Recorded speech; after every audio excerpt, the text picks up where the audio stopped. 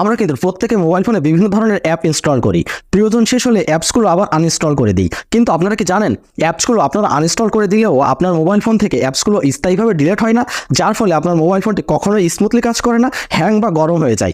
আজকের ভিডিওটি দেখুন, আমি খুব সহজে শিখিয়ে দিব কিভাবে আনইনস্টলকৃত অ্যাপস মোবাইল ফোন থেকে স্থায়ীভাবে ডিলিট করবেন। চলুন অসাধারণ কাজটি শিখে আসি। শুরুতে আপনার ফোনে থাকা যে গুগল প্লে স্টোর অ্যাপ রয়েছে, প্লে স্টোর অ্যাপের ভিতরে প্রবেশ করবেন। দেন এই যে উপরের দিকে দেখতে পাচ্ছেন প্লে স্টোর প্রোফাইল আইকন রয়েছে, এখানে যথারীতি একবার ক্লিক করবেন। ক্লিক করার পরে ম্যানেজ অ্যাপস ডিভাইস, এখানে জাস্ট একবার ট্যাপ দিবেন। ট্যাপ দেওয়ার পরে এই যে দেখুন অপরের দিকে ম্যানেজ লেখা রয়েছে, ম্যানেজার এখানে যথারীতি একবার ট্যাপ দিবেন।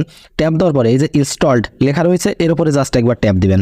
ট্যাপ দেওয়ার পরে এই যে নিচের দিকে নট ইনস্টলড লেখা রয়েছে, এখানে জাস্ট একবার ক্লিক করবেন। দেন এই যে দেখুন আপনি যাবত আপনার মোবাইল ফোনে যত অ্যাপ ইনস্টল করে আনইনস্টল করে ফেলেছিলেন, সমস্ত অ্যাপগুলো কিন্তু এই যে দেখুন এখানে রয়েছে, পার্মানেন্টলি ভাবে কিন্তু ডিলিট হয়নি, যার কারণে কিন্তু আপনার মোবাইল ফোনটি কখনো স্মুথলি কাজ করে না। সো এই জন্য আপনার এখন কাজ করতে হবে অ্যাপগুলো পার্মানেন্টলি ভাবে ডিলিট করার জন্য এই যে মার্ক বলে যে অপশনটি রয়েছে, সমস্ত অ্যাপসগুলো এখান থেকে এক এক করে মার্ক করে নেবেন। যা অ্যাপ আছে সমস্ত অ্যাপগুলো মার্ক করে নেবেন।